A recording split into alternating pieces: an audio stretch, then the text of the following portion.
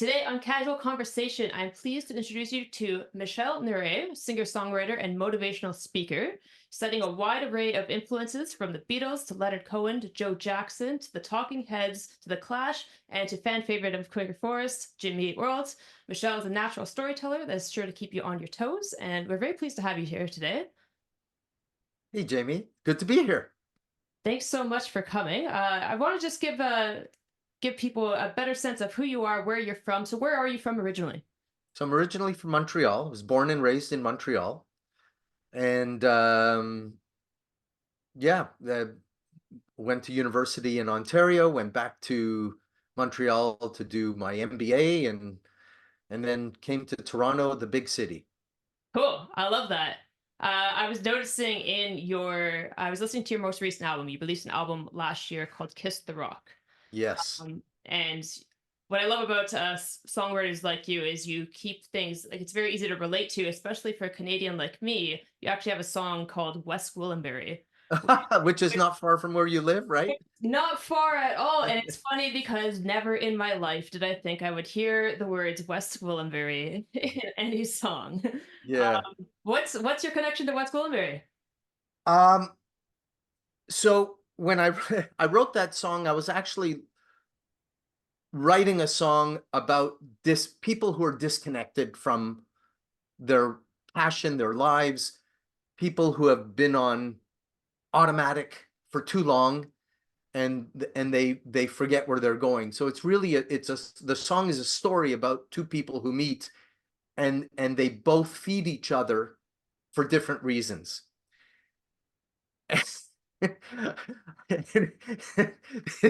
This may not be, I usually do a preamble to that song and I say, if you know anybody in West Gwillimbury, this song is not about her.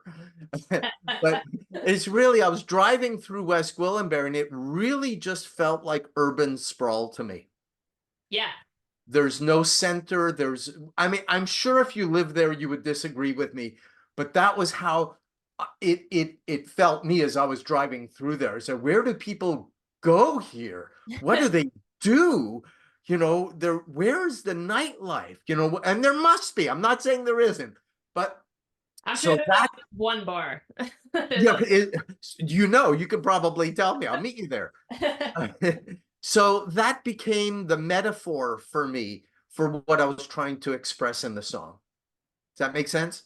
Yeah, absolutely. I love that. I love that you talked about it. I think there's a lot of West Gwillimburys in all of Canada, really. Ontario is no stranger to towns like it.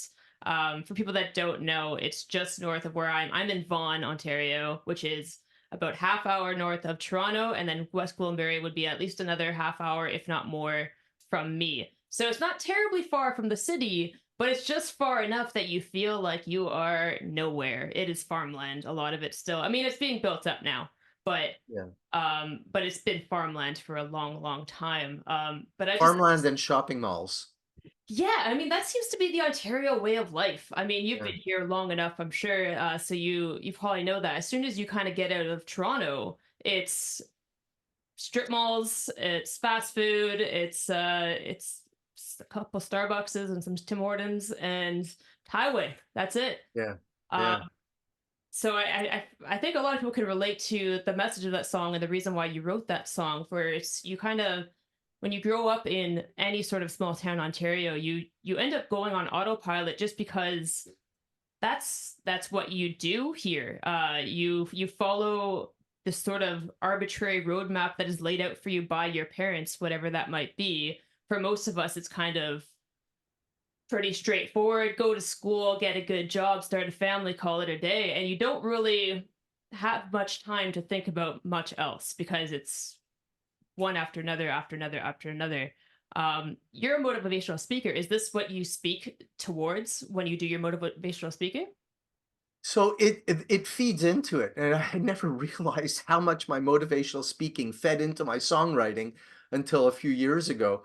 I'll tell you that story after. But to answer your question, uh, there is a huge overlap between what I speak about and the themes in my songs, but it's not actually what I speak about. I talk about storytelling and I teach people how to become better storytellers in whatever field of endeavor they're in, Right. including songwriting and performing. I find that I got tired of listening to performers saying, this song, well, I was on a bus and well, I'll just play the song for you. Yes. I hope you like it.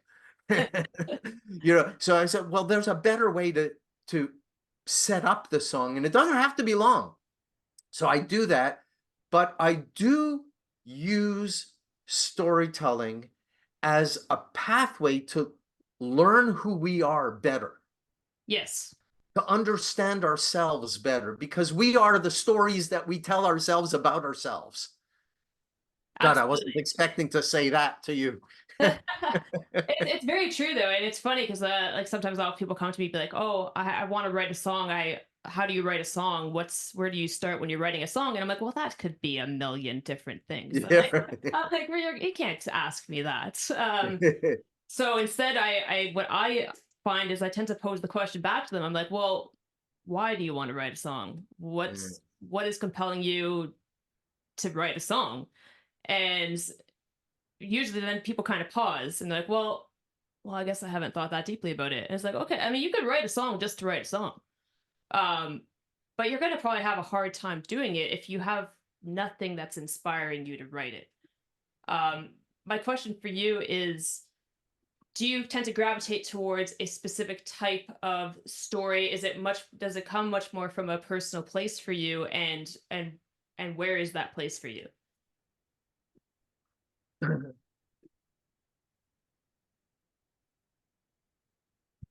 I believe that the story is always about you, even when it's not about you, I tend to agree with that. Yeah. because you have no choice but to insert yourself into the song, even if you're talking about someone else. And I'll give you a really good example of that. Uh, so that's that. And it always comes from, you asked me, it always comes from an insight that I have about myself, that I look around and I say, oh my God, like I'm not the only one. Or here's what I learned from it. I wonder if anybody else will connect to this feeling and learn about themselves in the same way or similar way. Um, but it's funny. So I wrote another song, and it's on my last album. It's called Helga Song, and Helga Song is really about, if you know Helga Tesdorf, from this, I'm going back in history here, uh, 20 or 30 years or so, or more. Uh, she was Andrew Wyeth's neighbor. Andrew Wyeth's a famous painter and illustrator in the US, lived in Pennsylvania, southern Pennsylvania, had a country home in Maine. Really one of the most famous painters in America in the 1900s, in the 20th century. And in, I think, 1986 or 87, a series of paintings were discovered in the attic of his studio. 240 something paintings, all of them of his neighbor. And people knew that she modeled for him, but they didn't know to what extent she modeled for him. Yeah. Definitely Now, seems a little obsessive. a little upset, and most of the paintings she was dressed in. Most. Okay. Most. Uh, but and I was watching a really fascinating mini documentary on her about her relationship with him. It was a big uproar, and she ended up being like the only, I think, person in history who was a painting person of the year on Time magazine and Newsweek. Oh wow. Yeah, it's like Incredible. this, like really big news, like really crazy, upset the whole art community. But when I was watching this mini documentary of her, she was saying so many things. Like, I said, oh my God, you're writing a song. You like I just wrote down notes, and like those notes became the lyrics of this song, and it connected with me because it was really about, one of the lyrics is, when now I'm having a brain fart here. I'll look it up. Uh, but it's all about when you the feeling of finding a love, that a deep connection with someone. And when you have it, you just like grab onto it and you never let it go. Uh, and the fact that his wife didn't know about this relationship, supposedly, some people say it was a whole marketing ploy. Sure. Uh, and it's possible it was. But when his wife didn't know about the relationship, her husband didn't know about the relationship, it was really um, an incredible feeling about this intense connection that you could have with someone. This feeling that I'm going to find it right now. Yeah, sure. Yeah. And I'll look up my lyric sheet here. I love that you brought up this song because I was going to bring it up as well because I found it. I wasn't familiar with the story or with the artist, so for me it was brand new, and I I was fascinated by just that very notion of being so attracted to somebody in some sense that you want to create this incredible collection of art for them. Um, because I can definitely relate to that. I've found myself in those shoes where I'm like, they might never even like see this or know this is for them, but this person or this thing is making me want to create something wonderful that I really enjoy. And I think that is very cool. Like, to on the one hand, it's terrifying. You don't want to necessarily tell the person because you're like, well, it gets a little weird. You're like, oh, why am I like depending on your situation and what you're writing about, you're like, oh, it's a little weird. And especially if you don't necessarily know the person, or in their case, you know them quite well, and that's even stranger. Uh, Yeah. I think they knew. I They knew. mean, you'd have to, right? Like, I feel like people are pretty perceptive. Yeah. Here, and I also write this from the perspective, she was older. She was in her, I think, 70s or 80s in the documentary that I was watching. And I don't know if you could tell, but I'm a little bit older. I'm past the 20 something love song era for me. But I don't think you ever grow out of that era, but sure, well, I get let your me answer. Good point. point. If you've never felt the hunger, young woman, young man, you can't understand. Where once you were an orphan, lost in the storm, like a child reborn. Absolutely, and it's exactly like that, I think. Yeah, yeah. When you see yourself in someone else's eyes, you come alive. Yeah. God. That's a really great line. That's actually my favorite line in that song. It's one of my favorite lines on the entire album. Thank you. Because there is a it's one of those things, you express it very well, but it's still, if you've not ever experienced that particular feeling, you wouldn't know what that means. It's one of those things that you think you know what certain things mean, and then one day it hits you and you're like, wow, I had no idea life could be this way. And Mhm. it's the soaring violins of your life where you're like, wow, like, holy, what's going on? uh, Yeah, very great line. It's a fantastic line. thank you. Yeah, I feel also as artists, we are emotive. We are sensitive. We are vulnerable. We are broken and healed at the same time.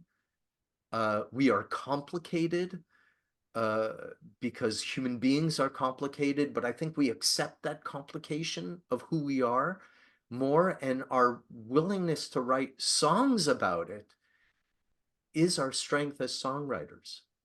Yeah, for sure. There's a big vulnerability aspect to it, that I think until you've accepted that part of it, a lot of the things that come with songwriting and performing are very difficult to take on, especially in the days of like social media today, where you're trying to propel yourself to a global audience, and with that, it's a bit of a double-edged sword. You could get a lot of backlash. You get a lot of people that maybe aren't there yet. They don't understand that part of it, about how challenging it can be just to write that song. Never mind put it out there.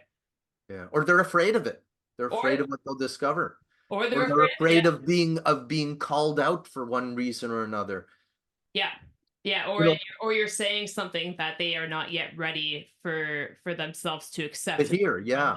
which I think is, I totally understand that as well, but I think as an artist myself, and I'm sure you agree, the hope is always that you're trying to pull that out of people, because that's when you really start to feel things in a very authentic way, and you really start to embrace life in a different way. Yeah. And it's giving yourself permission and acceptance, which is what we all seek. I think we all want that. We all want, I was thinking about some of the people in my life. I say, you know, I appreciate you because I feel permission to be who I am with you. Yes, there's something beautiful about being in the company of somebody who makes you not feel like you have to be on, Yeah. Yeah. and you You just get know, to exist. yeah, one of my favorite stories, and I don't know where this, well, I know where this came from, but I haven't thought about this in a long time. But after Joni Mitchell wrote the song Blue, I think I can't remember where I read this, but Chris Christopherson reportedly said to her, Joni, you got to keep some of yourself to yourself. Oh, interesting. Something like that. Yeah. And yeah, like she really let it all out. Yeah, I think that's a hard line to toe, isn't it? How do you? I guess I think. How do you decide what that line is? I guess you would only know yourself in the moment, and maybe it happens at a different time depending on the what you're talking about. But uh, I think it's you want to rip the band-aid more often than not. You want to just get it out there, like when you're ready for it. But Yeah.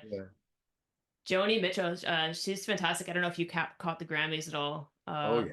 on the weekends, but that was very cool to see her perform. I hadn't seen any live performances of hers in some time, but I had like a weird awakening with Joni Mitchell like a couple years ago, where I couldn't sleep one night and I got out of bed and I walked down the stairs and the TV was still on for whatever reason, and it happened to be on TVO, and they were playing this documentary on Joni Mitchell, and it had just started, and I found myself sitting down at 2 a.m. and watching the whole thing, and I was like, "What a life Joni had lived!" Like, I again, it was one of those things, I'd heard about it, I'd read about her, I knew her music, but you don't gain that appreciation until you get to know the person and the journey that they've traveled to get there. Um, I've always found that very fascinating about musicians.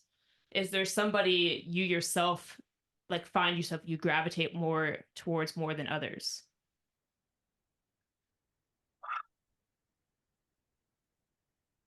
You know, you mentioned my influences in you know, at the start of this, and I'd have to say they're a whole bunch.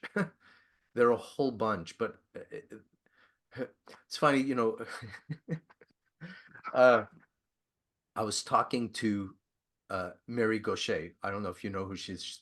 She's an amazing songwriter, Emmy nominated and the whole bit. I was in Nashville and I was chatting with her over coffee, and we were talking about influences, and she said we were talking about Bruce Springsteen because she mentioned Bruce Springsteen in a previous interview that I had heard of her, and she said, what's your favorite Springsteen album? Or she said, do you like Springsteen? So I said, yeah, of course, but not everything. Right. And she said, and which is almost sacrilege for me to hear because he was like, I was a big fan. I am a big fan. Um, and then she said, Nebraska. And I said, yeah, had you know, that's my favorite album. And she said, yeah, because all songwriters, because that album is the one where it's about as raw in storytelling as you could get. Raw emotions, not fancy, complicated, all simple chords. Uh, Incredible album. incredible album. Definitely. I, Yeah, so that I cover John Prine's Angel from Montgomery, it's like, so great it's song. really the story songs, the ones that are human connection. And then there's Jimmy Eat World, which is I don't even know what they're about. I find them they are funny. They are a funny band. When you really dive into their discography in a way that I did, that was like, again, we're talking, it got a little obsessive. I was playing stuff on repeat for a while and I was really soaking it in. And I've been listening to them since I was a kid. So they've been with me through everything. But I really dove in and I really listened to every record from start to finish, back to front, forward, backward, everything, and they jump around. I They mean, jump around, yeah. they jump around, and I think that's part of their charm. I think that's part of what's made them so successful is their ability to jump in and out of things. And I think you hear a lot of all of their influences throughout their album, whereas it's harder to pinpoint. Like certain bands, again with the Bruce Springsteen, you pinpoint him as he's the songwriter. You're hearing Bruce in everything. In Jimmy Eat World, you hear a little bit of everyone, and I think that makes them very universally appealing. Yeah, I also think that you don't understand a Jimmy Eat World song by listening to the whole song, but you'll connect. I should say I connect with the individual lyrics. There will be individual lyrics or phrases in the song. You say, "Oh my God!" Like I don't. I mean, I also had them on repeat nonstop. I think musically, they were one of the most. They are. I don't know if they still are one of the most creative, innovative bands within the genre Hmm. of, I don't Yes. even know what you would call it, Austin grunge, I don't know, pop punk, I don't know, what do you call it? Uh, and I'll never forget, I saw them at the Phoenix and they're playing a song. It's like, this is amazing. This song is great. And I look it up. I said, oh shit, they covered Taylor Swift. I Yeah. didn't even know it was a Taylor Swift song. Yeah. Amazing. They have some of the most perfectly crafted songs. Like they know exactly how to make you feel. Again, even if you don't fully understand what they're talking about. Yeah. I think even sometimes they don't necessarily know. They don't complete the thought, and I think they do that on purpose. I think they do that so that you think about it. Um, and it works, and it sounds Yeah. great. I definitely think they're definitely one of the best in the genre, and Yeah. they're a band I definitely aspire to make records. Like when I think about perfect records, they're right up there. They have some of the most perfect. Oh, and their production is, if you listen to them, they are properly produced. Amazing. Like They're almost too pristine sometimes. sometimes, Sometimes yeah. I wish they would get it a little dirtier. You know, it's like let's remember that you're a four-piece band here, fellas. Let's Yeah. Yeah, there are lots of overdubs and the choral harmonies that they put in that you wouldn't expect for a band of that genre. Talking about phrases, the one that sticks in my mind is I'm not alone because the TV's on. yeah. Like It's a that great is line. so brilliant. It's yeah, absolutely. Yeah, I think I think a lot of us are can relate to that one for sure. You're like, Yeah. ah, I'm in good company. At least I got the TV on. I'm not crazy because I take the right pills. I don't even know what song that's from, but That one's from Pain, I believe. yeah, all right, I'll take that. Um, yeah, no, that's I love when you find a certain bands that you really connect to in that way. And when I find a band like that, I find it helps me as a songwriter as well think about what is so impactful about what they're doing and what kind of response I'm trying to evoke as well from other people. So on that note, when you're performing for people, I know it does tie in again to your motivational speaking and to your knack for storytelling, but it, your music seems to be very uplifting. Ultimately, to me, it's very resilient. About pushing through Ah. obstacles. That's what I kind of gathered. It was very like proverbial. I almost would put it. I don't know if the album title has to do with any Irish proverbs, but when I listened to Kiss the Rock, I was thinking it was a bit proverbial in that very Celtic religious sense. Like Yeah, so Kiss the Rock, it is a proverb.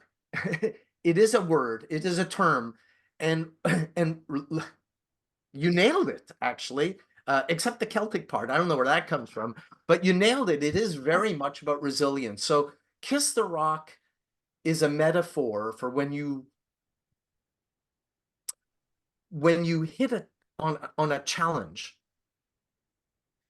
rather than shy away from it and pull back, you lean over and embrace it.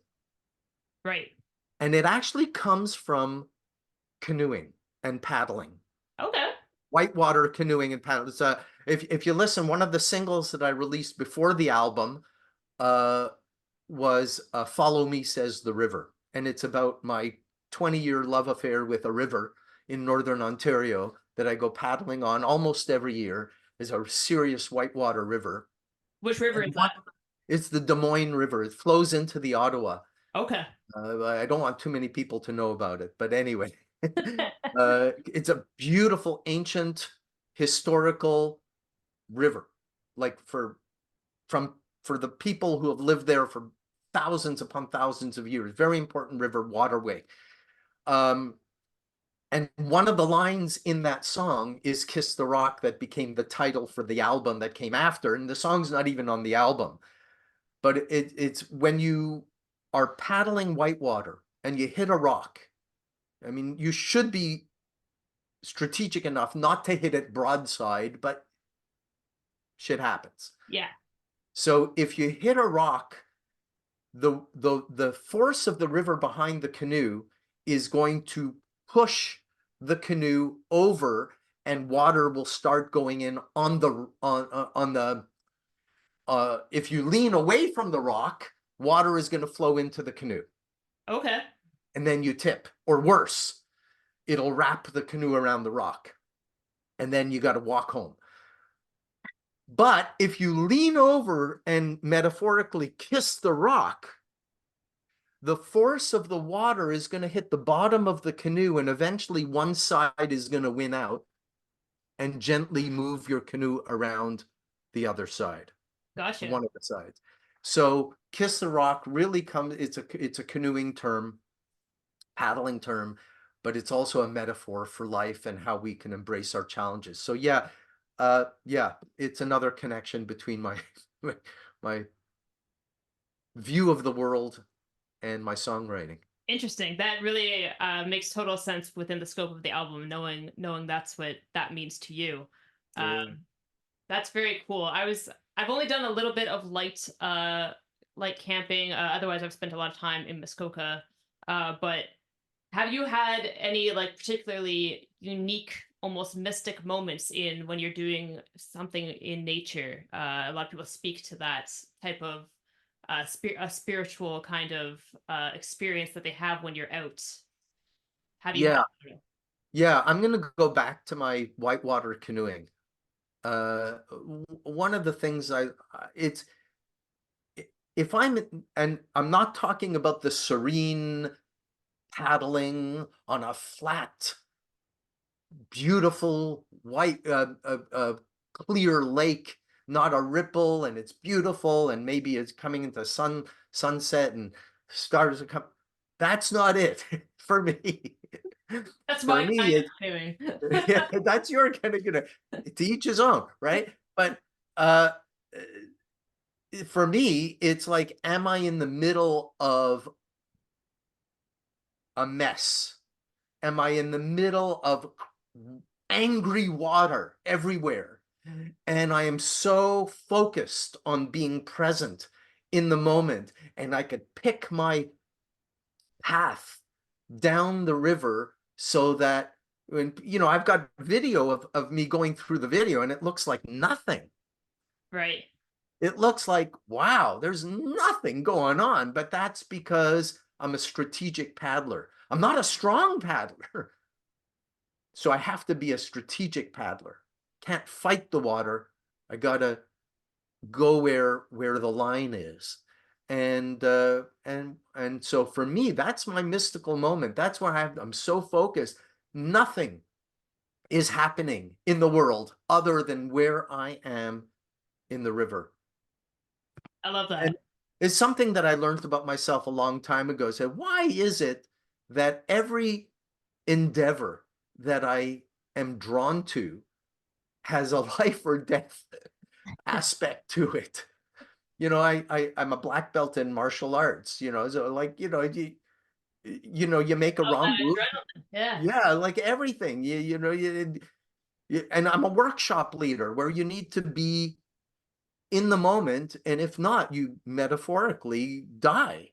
Right. Uh, so you lose your spot. You in the canoe in the middle of whitewater, you lose your spot. You're gone. Yeah. That's very cool. I think that's a really good consideration for just yeah, life in general, and how the many different ways that you can approach it. Um, we are almost running out of time. I'm always amazed at how quickly how quickly this That was goes. fast. That It was does go fast. fast. It's been fantastic to talk to you. Is there anything in particular we want to touch on while we have just a couple minutes left here? Trying to there's again, it's like there's so many things we could keep talking, I'm sure, for another half hour about half of this stuff, but Well, I'm okay to schedule another session. I really enjoyed chatting with you. I was not expecting to talk about these things with you. So thank you for bringing it out of me. I would love, we touched on a lot of topics.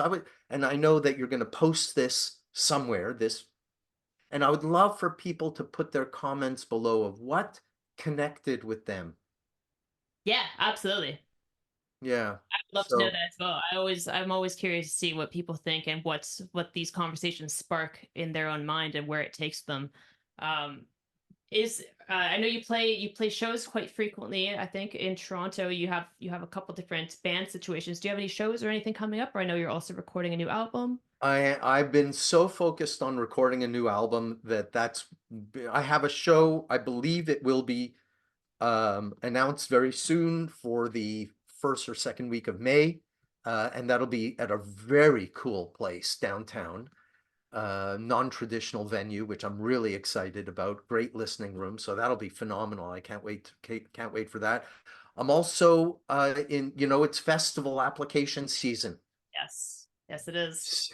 So so that's what I've been doing, and picking out the festivals that I'd love to play at, and hoping to go a little bit further afield this year. So I'm excited about that.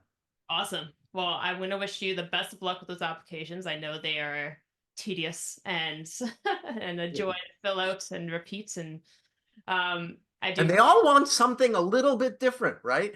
Eh, just enough just to throw you off and just like Yeah, you get into a good rhythm with one, and then it's like, oh, I can't use that yeah, same stuff for this one. yeah, yeah, It's yeah, it's the plight of being a musician. Unfortunately, it's just the application process is yeah, half the battle. yeah. But I do wish you a lot of luck with that. We are gonna post this to crookedforest.ca as well as to our YouTube channel. We will link to your website and to Kiss the Rock. I want people to listen to the album, and I'm curious what people think about it. It's very cool. You even dabble into like some kind of like Spanish sounds at Yeah, times. yeah. Very, very fun. It's a very you want to groove to it. I was really enjoying listening to it. So great job on the record. I'm very Awesome. looking forward to what you have come up with next. And yeah, hopefully we can have you back soon. Hope so. Thanks, and thanks for all your success too coming up. I know we're all chasing the same things, right? Oh yeah, we're all in this together, as they say. So Yeah, yeah. I thank you very much for that. Uh, Thanks, Jamie.